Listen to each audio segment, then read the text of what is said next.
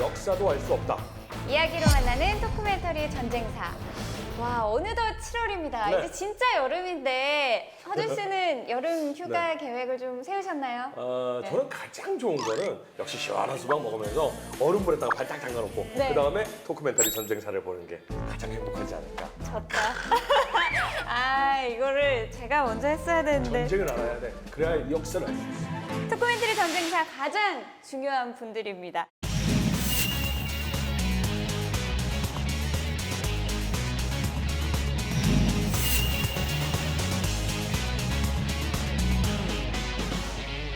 지난번에 약간 좀 탈이 좀 나셔가지고 지금 혼나고 있어요. 살찐다고 집에서. 그것은 중요하지 않습니다. 무엇이 중요한지. 무엇이 중요하냐? 우리의 전쟁을 여러분들한테 알려드리는 게 중요합니다. 아, 그래서 오늘 주제는 뭘까요? 일단은 제가 네. 한번 국기를 여러분들한테 보여드리도록 하겠습니다. 국기요? 이 국기를 보고 시청자 여러분들도 어느 나라의 국기인지 한번 맞춰보시면 좋을 것 같아요. 자, 이 국기입니다. 그냥 얼핏 보기에는 아무래도 미국 국기가 가장 먼저 떠오르기도 한데 또 저기 왼쪽에 있는 저거는 영국을 영국 국기처럼. 상징하기 네. 때문에 어느 나라 국기인지가 애매하네요. 이 국기를 내걸고 전쟁이 시작이 됐습니다. 아, 그리고 그 전쟁이 끝난 후에 국기가 이렇게 바뀝니다. 아하. 이제 대충 좀 느낌 오십니까? 네, 초창기 성조기였군요. 맞습니다. 미국이 독립 당시에 13개 주로 출발을 했거든요. 네. 그래서 별도 13개, 줄도 13개. 그다음에 이제 주가 하나씩 늘어날 때마다 별이 하나씩 늘어났죠. 그래서 마지막에 그 하와이가 50%로 편입됐을 때 별이 50개가 됩니다. 엉뚱한 질문일 수 있는데요, 박사님. 갑자기 왜 우리가 미국 독립전쟁에 대해서 알아봐야 하는 걸까요? 사실은 세계사적으로 미국 독립은 되게 중요한 의미가 있어요. 왜냐하면 오늘날 세계는 왕정이 별로 없잖아요. 그 되게 대통령제고 또 우리가 아는 시민 민주주의 맞아요. 사회인데 선진국 세계를 끌고 가는 나라 중에서도 거의 200년 앞서서 대통령제가 만들어지고 시민사회가 만들어진 게 미국이에요. 그 다음에 미국을 처음 그 식민지에 있을 때는 그 유럽의 기본 나라의 신분이 되게 뭐 왕족, 귀족, 그다음에 부르주아들, 중산 평민층, 네. 그리고 이제 하층민인데 보통 4개 신분으로 나누거든요. 그런데 미국이란 나라는 위에 2개 신분은 거의 없고 밑에 3, 4위 신분이 만든 나라예요. 그러니까 건너올 때 그런 그렇죠. 신분들이 건너온 거죠. 이 미국 당시 독립할 때의 그 인구 중에 4분의 3이 우리나라식으로 말하면 머슴이에요. 되게 빈민층이 건너와야 되는데 돈이 없잖아요. 네. 그때는 그게 머슴 이민이었어요. 그러니까 사실은 노예 계약을 맺어요. 노예 계약을 해서 내가 시민권도 없어요. 가서 3년 동안 저 집에서 일해주고 그리고는 이제 영주권인데 그때는 그 노예 신분에서 벗어나는 거예요. 자유 시민이 되는 거고. 그렇죠. 네. 그러니까 인류 역사상 3, 4위 신분이 만든 최초의 국가예요. 이 점이 사실 20세기에서는 굉장히 중요한 부분이죠. 이때 당시는 18세기 후반입니다. 그러니까 우리나라로 따지면 정조대왕께서 문화의 르네상스, 활, 그림 이때잖아요. 너무나도 우리나라도 멋있을 때인데 이때 당시 세계 정세는 어땠습니까? 인간이 인간답게 살기 시작한 한 5만 년, 만 년밖에 안 되는데 이 인류 역사에서 가장 중요한 순간을 한 꼽지라고 그러면 서너 개 안에 들어가는 게 18세기예요. 18세기. 우리가 항상 뭔 얘기하면 18세기 맞아요, 이렇게 얘기가 나와요. 맞아요. 그때가 왜 이렇게 의미가 있는 건가요? 1776년에 미국 독립선언서가 나오는데 이때 영국에서 나온 책이 국부론이에요. 사실 둘은 상관없어요. 네. 전혀 상관없는데 이게 우연히 이루어진 건 아니죠. 그렇죠. 그러니까 국부론이 나온다는 건 세계가 이제 흐름. 농업국가에서 상업국가로 그렇죠. 간다. 이게 산업혁명 되고 하면서 그 18세기 동안에 완전히 세상에 사는 방법이 바뀌어요. 인류 역사에 있어 18세기는 유럽인의 세계관을 넓힌 대변혁의 시기로 꼽힌다. 증기를 이용한 동력이 발명되면서 촉발된 산업혁명은 근대화의 물결로 이어졌고 산업의 발전은 곧 더 많은 자원을 확보하기 위한 식민지 쟁탈전으로 번졌다.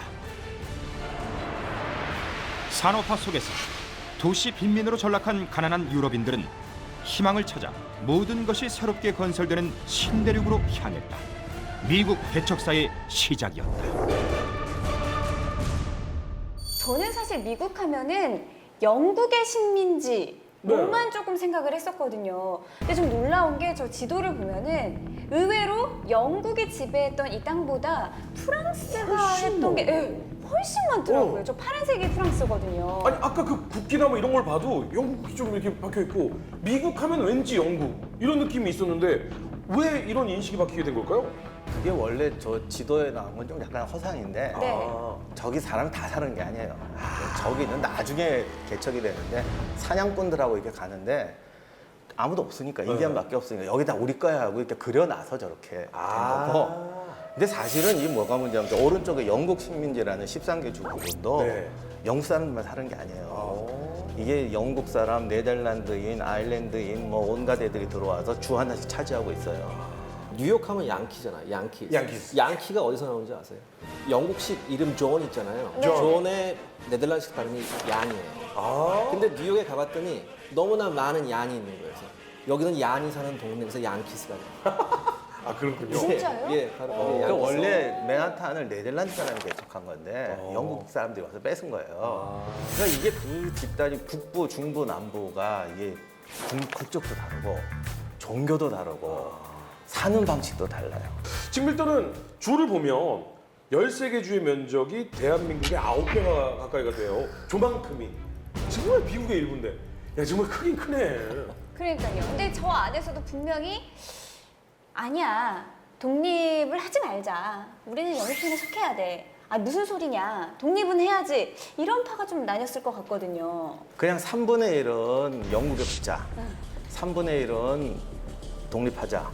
3분의 1은 그냥 관망. 그러니까 이런 식의 이게 굉장히 다양하니까. 그런데 결과적으로 미 독립전쟁이 일어난 결정적인 원인은 뭔가요? 물론 뭐 식민지의 억압과 착취 같은 게 있었겠지만 가장 큰 문제가 세금 문제였어요. 1764년에 그 설탕법하고 통합법이 제정이 되는데 네. 설탕법 같은 경우는 이제 설탕, 뭐 커피, 주류, 직물 등에 대한 이제 아주 높은 관세를 부과하는 거였고요. 그 다음에 이제 통합법 같은 경우는 식민지 자체에 통합 발행을 금지시켰어요. 그러면서 이제 은화나 금화로만 이렇게 유통을 시켰는데 여기서 한 가지 정말 짚고 넘어가야 될 게 네. 통합법이에요. 그러니까 영국왕 조지 3세가 네. 식민지 자체에 화폐 발행을 금지시키면서 했던 일이 뭐냐 하면 네. 영국 중앙은행 정부가 발행하는 그 화폐, 그 파운드화 화폐를 네. 미국에 팔아요. 이자를 받고 파는 거예요. 그러니까 예를 들어서 10,000파운드가 필요하다면 10,000파운드를 주는 대신 1,000파운드의 이자를 붙여서 그걸 파는 거예요. 완전 고리도금이네. 그러니까 이게 통화를 들여오면 들여올수록 빚이 쌓여버리는 그러네요. 오토 텍스 시스템이 돼버려요. 이제 벤자민 프랭클린 같은 경우에도 이제 자기 자서전에 뭐라고 쓰냐면 이 전쟁의 가장 주된 원인이 바로 이 화폐의 자체적인 생산권을 박탈하는 것이다. 바닥을 드러낸 대영 제국의 국고를 채우기 위해 영국 의회는 미국 식민지로 들고 나는 온갖 교역품에 강도 높은 세금을 매겼다. 반발하면 또 다른 세금이 생겨나기 일쑤. 대표 없이 과세도 없다는 미국 식민지의 요구는 통하지 않았고 분노가 쌓여갈수록 독립의 열기도 고조되어 갔다. 전운의 그림자가 드리워진 가운데 1773년 12월 보스턴에서 무력 충돌의 도화선이 될 사건이 벌어집니다. 어쨌든 이제 갈등은 계속해서 있어 왔는데 좀 결정적인 케이스 중에 하나 보스턴 차 사건이 있었죠. 네, 당시 보스턴항에 정박해 있던 영국 무역선에 이제 차 상자가 있었거든요. 네. 이걸 일단에 미국인들이 들어가서 이걸 뭐 바다에 던져버리거나 뭐 이런 사건이었어요. 불만 세력이. 예, 그때 손실된 차의 양은 지금으로 환산하면 한 16억 정도. 그런데 문제는 그 차를 소유하고 있던 이 배가 영국 동인도 회사 소속이었어요. 이거 세죠. 예, 이 동인도 회사는 그냥 단순한 무역 회사가 아닙니다. 지금으로 말하면 이제 민간 군사기업이에요. 이제 1599년에 처음에 설립이 됐는데 배타적 무역권이 있었거든요. 네. 그래서 돈이 되는 전 세계 어디에서 가서 싸울 수 있었어요. 그래서 영국 정규군보다 훨씬 더 막강한 전투력이 있었어요. 이제 이 동인도 회사가 주로 잘했던 게 뭐냐면 전 세계 식민지에서 용병을 뽑고요. 그 용병 제도가 무서웠어. 예, 그 다음에 영국 정규군에서 장교 빼오기 이런 거 참 잘했었어요. 그러니까 딱 핵심 장교를 딱 빼오고 용병 돈 주고 사가지고 훈련 딱 시키고. 그 영국뿐만 아니라 프랑스나 네덜란드도 동인도 회사가 있었거든요. 근데 이 동인도 회사의 경제적 파급력이 어느 정도였냐면 1757년에 뉴스가 나옵니다. 영국 동인도 회사가 해외 식민지에 있는 프랑스의 어떤 기지를 점령했다. 바로 다음 날 런던 주식시장에서 영국 동인도 회사의 주가가 12%가 뜁니다. 더군다나 해외에서 프랑스나 영국 혹은 네덜란드 동인도 회사끼리 전투가 벌어져요. 이거를 중재하기 위한 보험회사가 생겨나요. 이때부터 보험회사의 영역이 상당히 넓어집니다. 그때부터 보험이 돈을 모으기 시작했어요. 근데 놀라운 사실인데 그때 당시에 우리나라에서는 이제 붓글씨를 누가 잘 쓰냐 이런 거 하는데 주식시장이 열렸었어요. 거기서 막 사람들이 막 이런 거 하고 있었던 거 아니야? 막. 그러니까 18세기가 되면 오. 현대 사회에 있는 게 다 나와요. 아. 그래서 우리가 좀 이해 못하는 게 그런 거예요. 뭐 민간 군사 기업 우리는 그런 게 없잖아요. 그쵸. 국가에서 나가는 거지. 그러니까 이미 이게 그렇게 돼요. 우리가 역사를 배워도 비교 역사를 안 하고 이 나라의 역사, 우리나라의 역사 이렇게 배우다 보니까 잘 안 와닿았는데 이번 거는 와닿네요. 그러면 동인도 회사 거였잖아요. 네. 그래서 16억을 배상하라 했고 그러면 커지지 않을 수도 있었던 사건인데 네. 단순히 동인도 회사라서 그러면 전쟁이 났어요. 근데 이 이후에 이걸 계기로 그 영국 정부가 대단히 강압적인 통치를 시작합니다. 그걸 계기로 해서 이것들을 가만 놔두면 괜히 그렇죠. 기억을 했다. 정확하십니다. 이거 초장에 담자. 보스턴 차 사건 같은 경우는 사실은 계기적으로 이렇게 연결이 돼서 탄압이 오고 하다 보니까 이제 터졌는데 영국이 아까 말씀드린 것처럼 북부, 중부, 남부에 다 성향이 다르고 제일 영국에 반발하는 사람이 많았던 동네는 이름은 또 희한하게 뉴잉글랜드. 아예 이름이 다른 데는 개념이 없는데 네, 이상해. 네, 네. 가장 영국 싫어했던 데가 뉴잉글랜드. 그래서 뉴 잉글랜드 지역을 잡으면 이 번져 나가는 이 불만이 없어질 거다 해서 뉴 잉글랜드로 이제 군대를 파견하는데 뉴 잉글랜드 사람들도 자기를 먼저 칠 거라는 걸 알고 있었어요. 어떻게 군대 없는데 그래서 이 자기 조직을 만들었어요. 네. 정규군들이 가끔 실수하는 게 전문 군인들은 프로페셔널한 걸 자꾸 봐요. 조직 그러면 쟤들이 훈련이 얼마나 됐나, 전술적으로 얼마나 잘 싸우나, 장교는 유능하나 이런 것만 봅니다. 그래서 다른 나라에서도 그 식민지 전쟁에서 실패한 경우가 뭐냐면 그런 기준으로 보면 민병대니까 엉망이에요. 그렇죠. 제대로 된 장교가 그렇죠, 있다 훈련. 그런데 민병대의 가장 큰 특징은 사실은 조직력이에요. 마을 사람들이 이렇게 조직으로 얽혀 있잖아요. 그렇죠, 그렇죠. 네네. 그래서 뭐가 탁 터졌을 때 전술적 능력은 한 번에 이렇게 안 올라오지만 갑자기 유대감이 확 생겨요. 그렇죠. 그러다 보니까 소문도 쫙잘 돌고. 야 영철이가 맞았대. 야 뭐야? 하는 거죠. 그러니까 그런 게 딱 터져야 돼요. 그렇죠. 이 폴 리비어 사건이 이건데 사실은 영국군이 오는데 이 폴 리비어라는 사람이 스토리는 어떻게 되어 있냐면 영국군이 오는 걸 보고 네. 온 마을을 말 타고 다니면서 영국군이 온다, 영국군이 온다 해서 쫙 돌아다녔다는 거예요. 그걸 들고 모든 사람 집에 총 다 있었으니까 네. 총 들고 모여서 영국군하고 싸웠다 이런 드라마틱한 얘기인데 사실 이게 뻥이에요. 그래요? 케빈 코스트너가 나온 그 영화 포스트맨이라는 네네네. 영화 보면은 근데 막 말 타고 가다 어린 소년 편지잖아 탁 낚아채갖고 네. 빗속을 들고 딸리는 거 있어요. 나중에 뭐 동상도 만들고. 네. 그게 폴 리비어가 말 타고 달리면서 온 마을에 영국군이 온다고 전했다라는 얘기가 완전히 그 미국 동화가 돼가지고 그 그림 뭐 이미지 엄청 많아요. 말 타고 달리면서 막 밤에 막 이러는 거. 사실은 그게 아니고 이 아저씨가 연락을 전하려고 한 명한테 전했어요. 네. 그리고 영국에 잡혀가지고 꼼짝도 못했어요.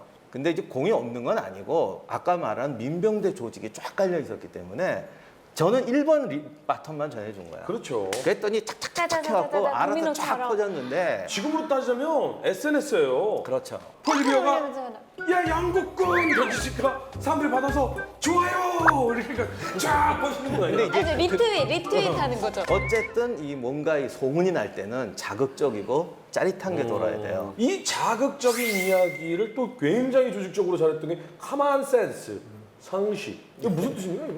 토마스 페인이라는 사람이 네네. 쓴 건데 네. 이 사람이 원래 인텔리가 아니고 원래 해적선 선원도 하고 파란만장했던 사람이에요. 근데 이게 상식이 예를 들어 말하면 이런 거예요. 회사의 직원인데 네. 혼자서 일도 다 해요. 네. 사장님은 능력도 없고 아무것도 없는데 사장님 수입의 나빠요. 70%는 가져가요. 네. 옆에 누가 그러는 거예요. 아니 일은 네가 다 하지 않니? 그쵸. 근데 왜 저 사람이 수입 가져가? 너 부당하네요. 독립해. 네가 독립해서 대대 차리면 그 수입 다 네 거잖아. 거기다가 기술도 당신이 다 가지고 있잖아. 저 사람은 망할 거고 너는 부자 되는 거야. 그쵸. 너무 당연하잖아요. 토마스 페인이 그 얘기 한 거예요. 왜 우리가 이러고 살아? 독립하면 왜 쟤들한테 세금 내? 땅도 넓어, 자원도 많아. 이렇게 하면은 우리가 금방 부자 될 거야. 야, 근데 이런 얘기를 하면 참 먼 얘기 같은데 실제로도 이 책이나 이런 게 남아 있네요. 토마스 페인의 책이 그 50만 부가 팔렸다는 설도 있는데 네. 당시 상황에서 50만 부 좀 아닌 것 같아요. 한 10만 부, 15만 부라는 설도 있어요. 근데 그래도 굉장한 거예요. 어마어마하죠. 예. 백판 팔린 거 아닐까요? 그래서 이 식민지 13개 주의 대표들로 구성된 대륙회의에서는 민병대를 연합해서 대륙군을 창설하고 조지 워싱턴을 총사령관에 임명을 해서 본격적인 이 독립전쟁에 임하게 되는데요. 그런데 조지 워싱턴이 이 총사령관을 맡게 된 배경에도 계산이 좀 깔려 있다고요? 반란의 주도 세력들은 북부 사람들인데 중남부로 갈수록 참전을 안 해요. 그러니까 그 버지니아 출신을 이렇게 하면은 다른 사람들도 받아들일 거다 이런 것도 있었고, 근데 또 재밌는 게 버지니아는 이게 농업지대고 중남부에 속하는데 거기가 또 희한하게 또 이게 독립하자는 게 강했어요. 패트릭 헨리도 나오고.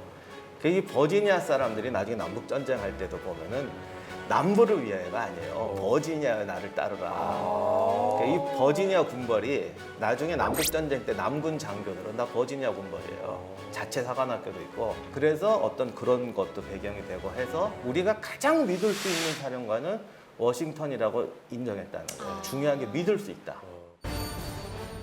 영국군과 맞서야 하는 대륙군은 복잡한 숙제부터 풀어야 했다. 태생적인 한계였다. 각 식민지의 주별로 결성된 민병대를 연합해 통솔해야 했고, 끝을 알 수 없는 전쟁인 만큼 무기와 군수 물품이 부족한 상황에서 슬기롭게 대처해가며 싸워야 했다. 객관적인 열세에 몰렸던 대륙군은 어떻게 전쟁에 임했을까?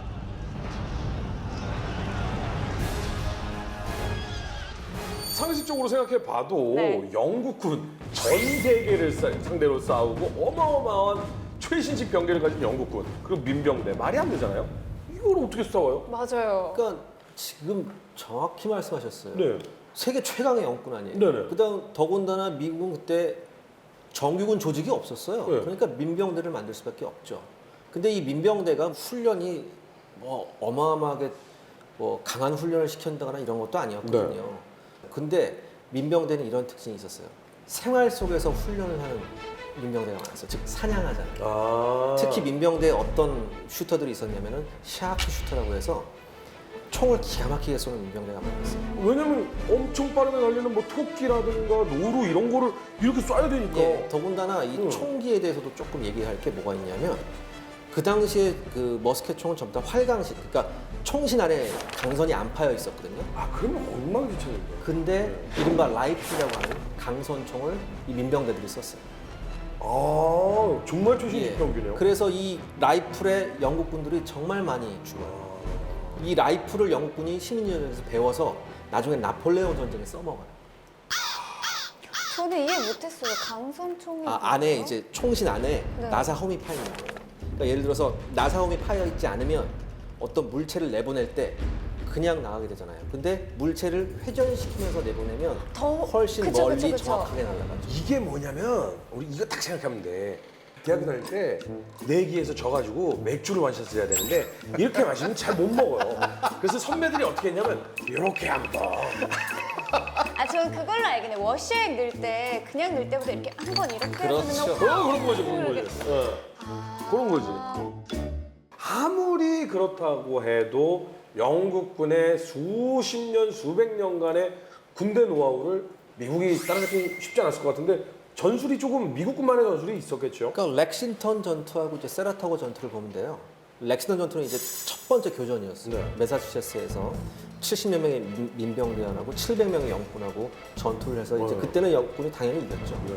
이겼는데 이때부터 이제 적극적인 게릴라 전술로 가요. 특히 매사추세츠가 원래부터 반영 의식이 상당히 강한 곳이었어요. 그래서 자체적으로 그때 당시에는 어마어마했죠. 18,000명의 민병대를 조직해요. 그래서 극렬하게 저항하거든요. 얼마나 극렬하게 저항을 했냐면은 영국군이 무서워서 군함으로 피신을 해요. 오. 그래서 군함으로 도망가는 이런 일도 있었고, 그 다음에 이제 세라토거 전투에서는 그야말로 이제 민병대를 히트앤런 전술을 쓰죠.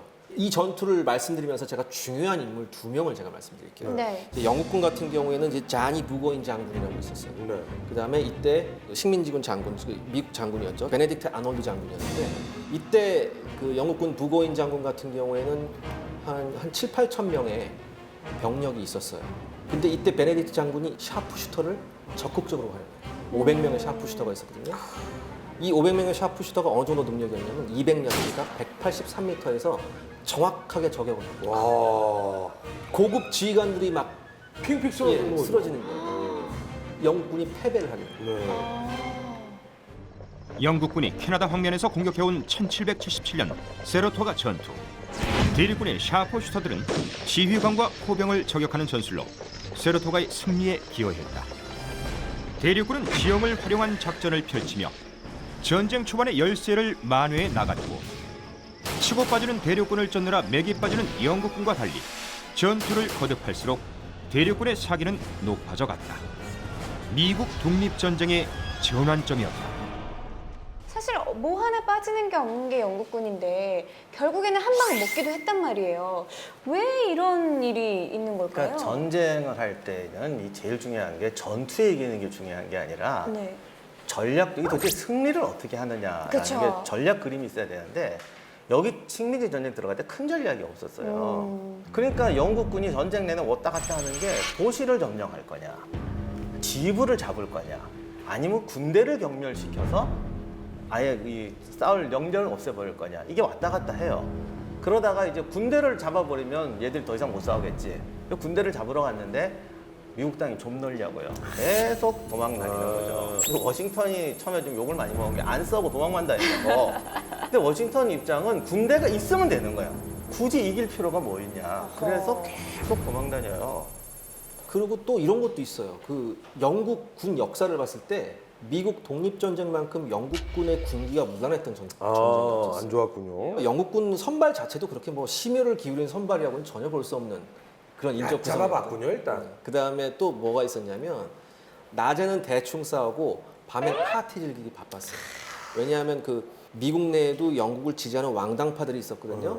매일 밤마다 왕당파 파티가 열렸단 말이에요. 그때 장군들이 다 그랬어요. 미군은 안 그랬나? 지금 교수님께서 정말 좋은 말씀하셨는데 제가 재밌는 얘기 하나 해드릴게요. 1776년에 독립군 서열 2위입니다. 미군. 찰스 리 장군이 한국 사람이에요? 아니요. 찰스 리. 이철수 아니에요? 리찰스. 이철수인 것 같은데요? 찰스 리 장군이 뉴저지에서 전선 시찰을 해요. 전선 시찰을 하다가 이제 호젓한 술집을 하나 발견합니다. 그리고 그 술집에서 묵으면서 매우 부적절한 파티를 해요. 이튿날 아침에 영국군 정찰대한테 걸립니다. 그 영국군 정찰대가 당신 누구야? 알고 보니까 찰스 리 장군이에요. 독립군 서열 2위거든요. 이거 잭팟 아니에요.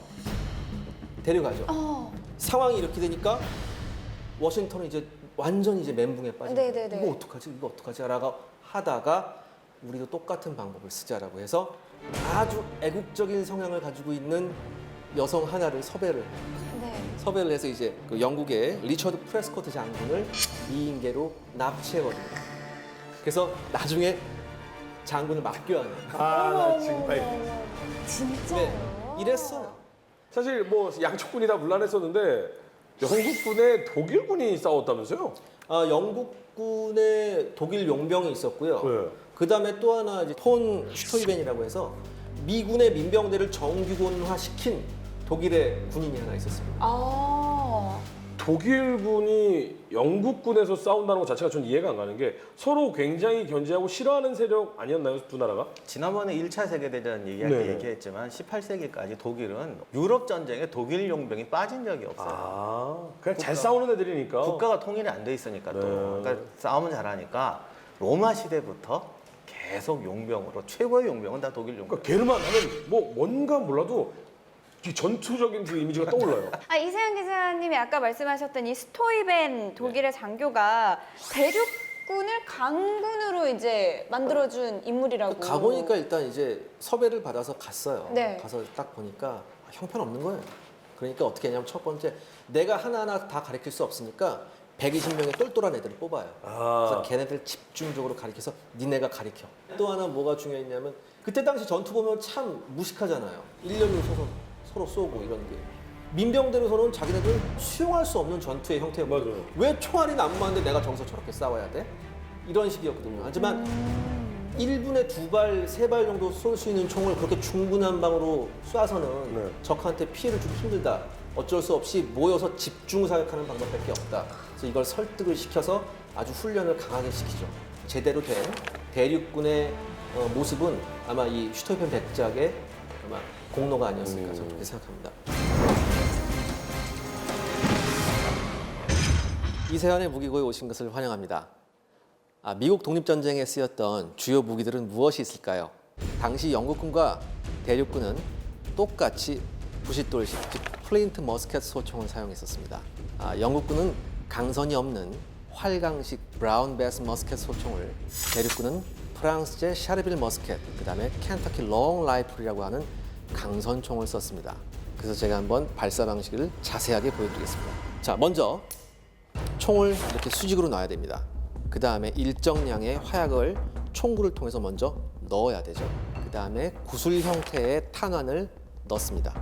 꽂을대를 빼서 이 총관에 다시 이 꽂을대를 집어넣죠. 그래서 탄환을 이 끝까지 힘있게 밀어넣어야 됩니다.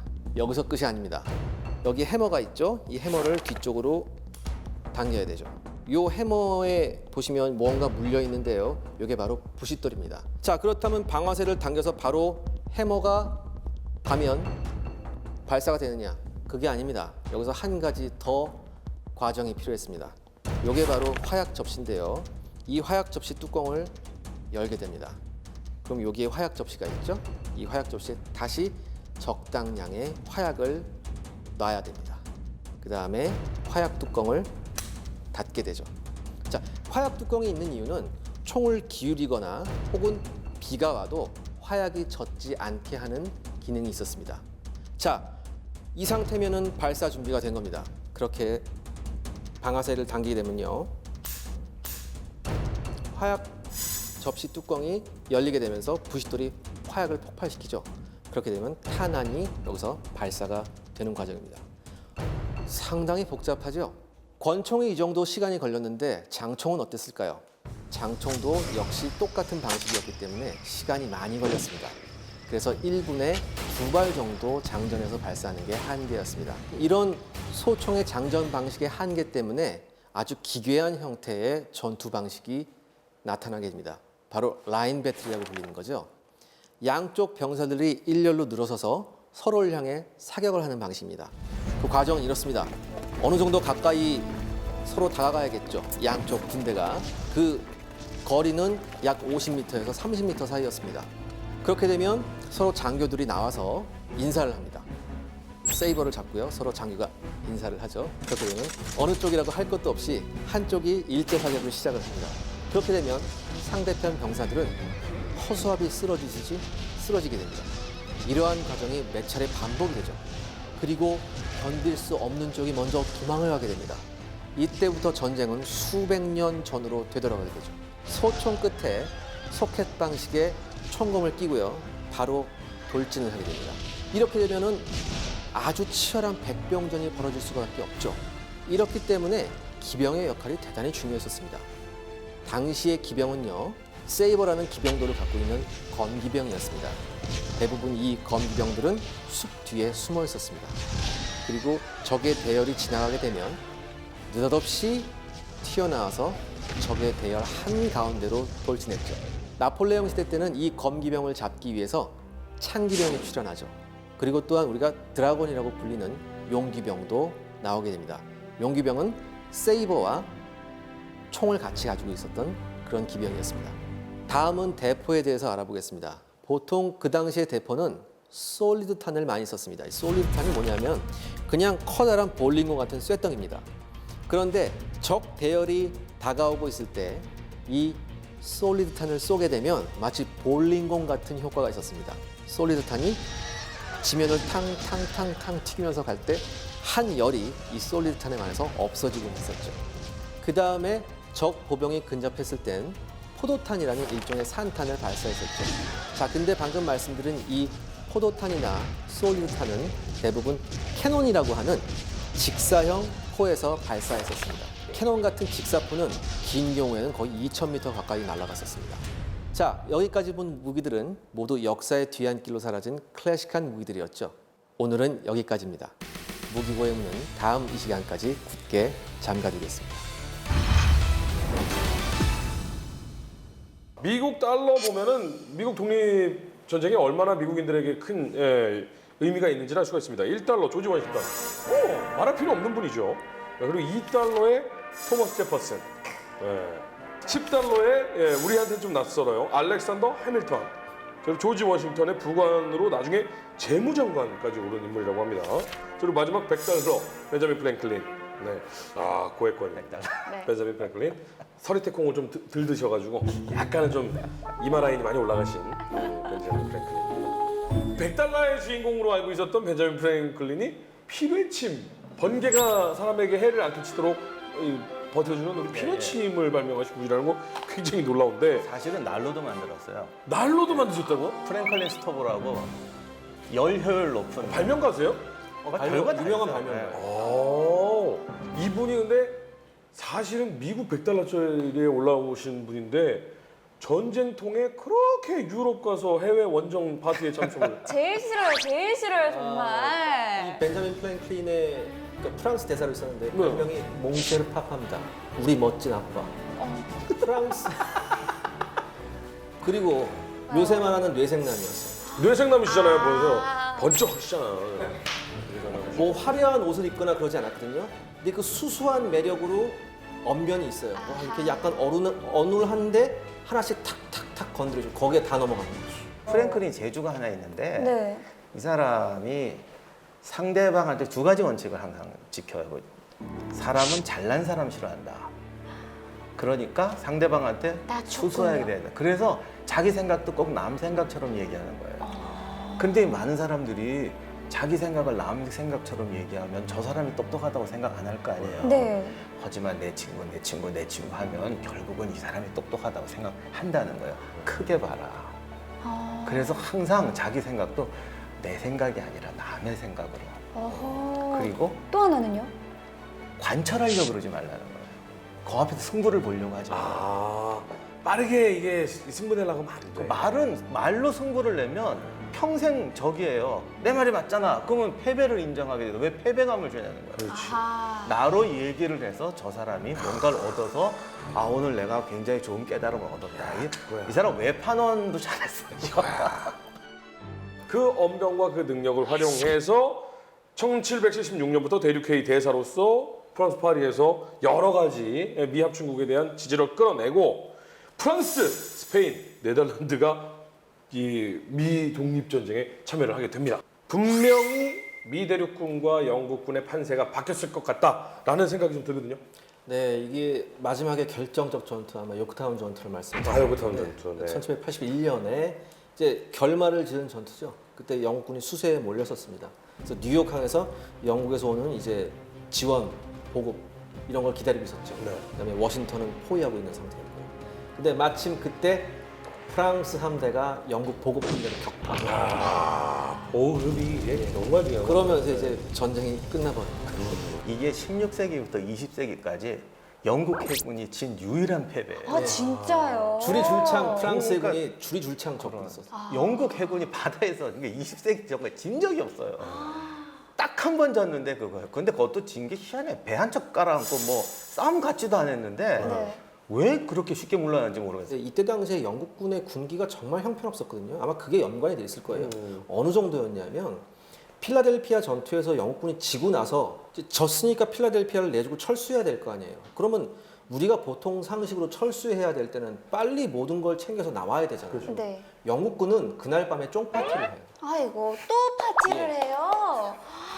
파티를 하고서 그 다음날 아침에 유유히 나가는 거예요. 당시의 전투는 지금하고 달라서 너네가 언제까지 나가기로 했으면 기다려줬다고요.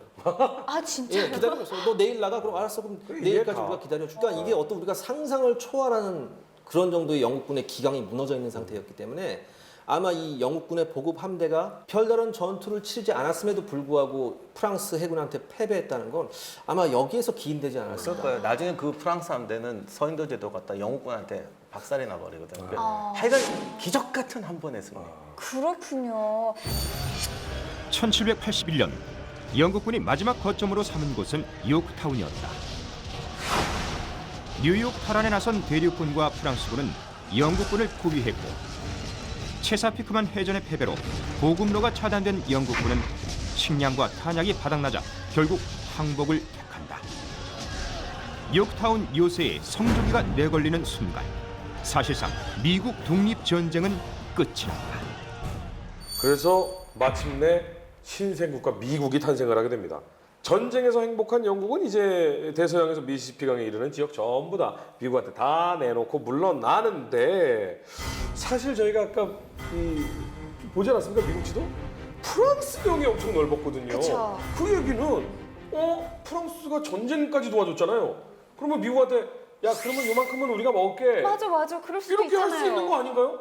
제일 피해가 본 나라가 영국인지 프랑스인지 모르겠어요. 그래서 제 생각엔 프랑스예요. 왜냐하면 왜요? 그 다음에 미국 독립전쟁을 위해서 막대한 전비를 쓰고 나서 그 다음에 얼마 있어 프랑스 혁명이 터지고 프랑스 왕당파가 완전 다 사그래.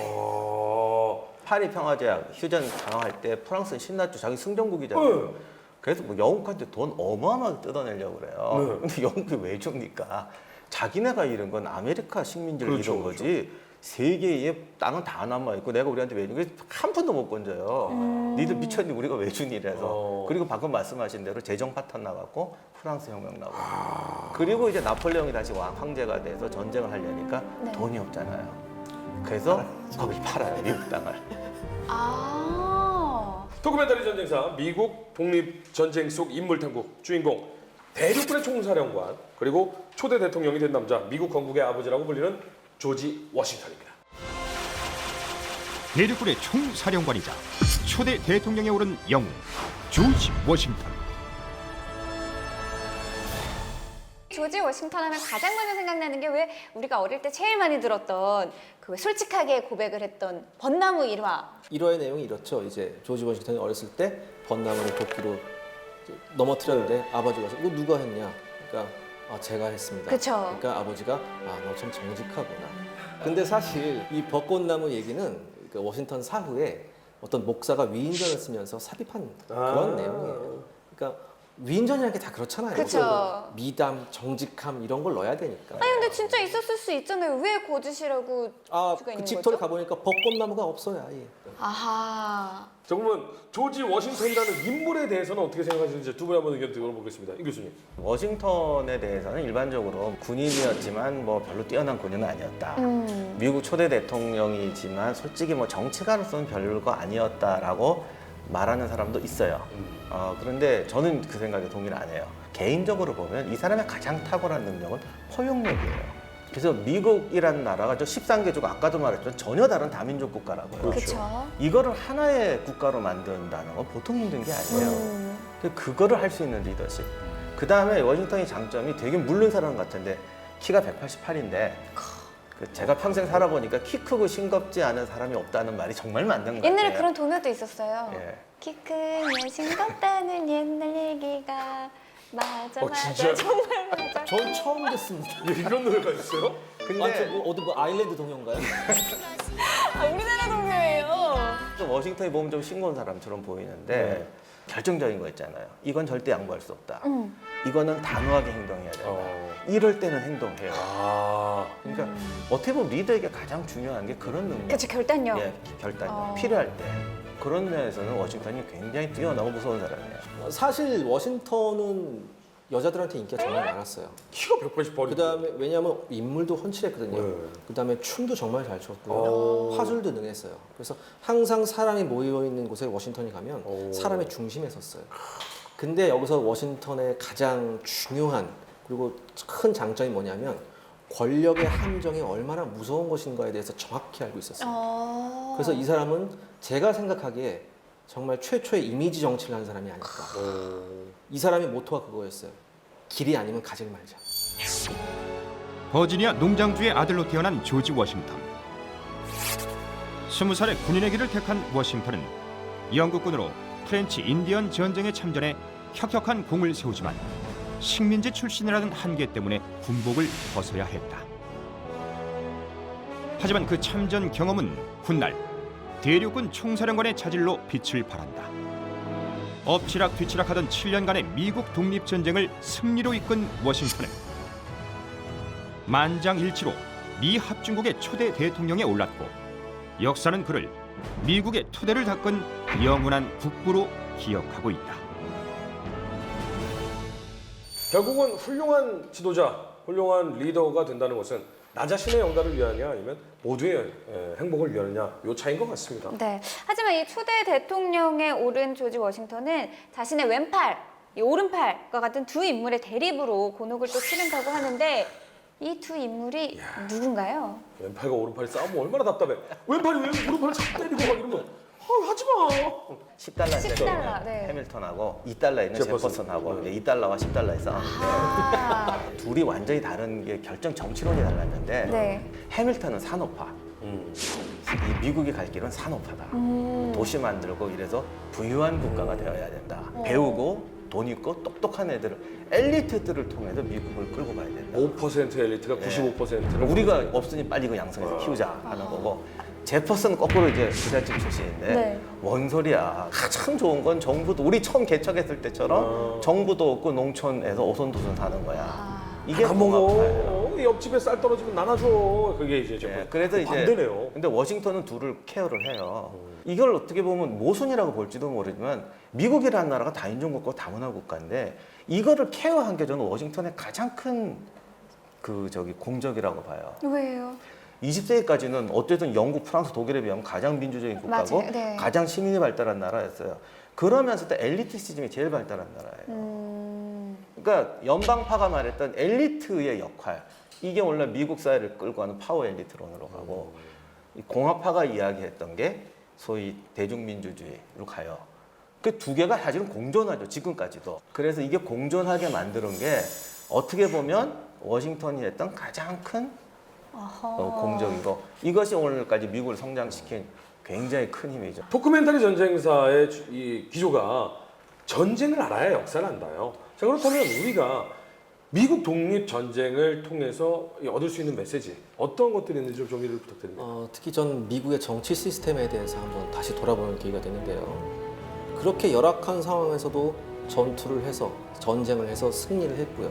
그 승리 이후에 단 한 번의 독재도 없이 민주주의를 지속해서 펼칠 수 있었던 시스템을 만들어놨다. 전 이거에 대단히 높은 점수를 주고 싶습니다. 미국이라는 나라가 헌법을 만들고 시민 정부를 만들었다는 데에서는 역사적으로 거의 150년 이상 앞섰다. 미국이 저렇게 앞서가서 독재 국가로 빠지지 않고 성장할 수 있었다는 데는 분명히 우리가 배울 게 있어요. 맞습니다. 그게 미국 독립전쟁에서 이 정말 여러 사람들이 뭉치고 만들어지고 정부를 만들어 가는 거죠. 이걸 우리가 정말 깊이 다시 한번 공부해야 합니다. 다음 이야기. 1592년 부산 앞바다를 거쳐 조선을 침략한 일본과의 7년 전쟁. 조선 500년 역사를 전후기로 나누는 분수령이 된 전쟁. 2주간에 걸쳐 지상전과 해전으로 구분해 파헤칠 이 전쟁은 바로 16세기 동아시아 최대의 전쟁 임진왜란이다. 일본이 침략하겠다는 건 편지에 써서 보냈어요. 우리는 그 말을 이해를 못해요. 일본군 하면 매일같이 전쟁을 하니까 당시 거의 세계 최강이었어요. 15만 병력을 이끌고 왔었는데 최정예 부대였어요. 조선은 밥을 안 줘요. 자기가 도시락 싸갖고 하는 거야. 화약의 양이 너무나 적었어요. 화약이 없으니까 뭐 전쟁을 어떻게 치고? 편제가 안 되면 오합지졸이거든요. 그렇죠. 편제를 못 만들어요. 그 당시에 군역이 상당히 문란했어요. 이때 바로 권율 장군께서 등장을 하십니다. 석회 주머니를 이용한 최초의 화학전을 우리가 시도해요. 일본군이 완전히 공포에 떨어요. 행주 대첩에서 가장 위기의 순간이 있었단 말이에요. 절체절명의 순간이 아주 드라마틱한 일이에요. 전쟁사를 통해 과거와 대화하고 미래를 그려보는 도큐멘터리 전쟁사. 오늘은 미국 독립전쟁을 통해서 우리가 어떻게 하면 모두가 평화롭게 좀 민주적으로 살 수 있는지 이런 대화를 좀 나눠본 게 아닌가 좀 뿌듯합니다. 네, 다음 주도 저희의 전쟁사는 계속됩니다. 다음 주 알찬 소식으로 다시 찾아오겠습니다. 함께해 주신 여러분 감사합니다. 고맙습니다.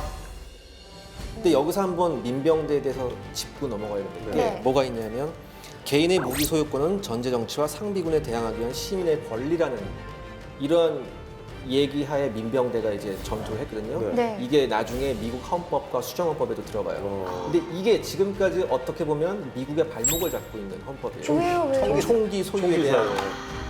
총기 사용이 그러니까 저도 아까 그 민병대 얘기를 들었을 때 집마다 다 총 있잖아요. 네, 왜요? 네, 맞아요, 그런 맞아요, 느낌인데 맞아요. 미국은 당연한 상황이었으니까.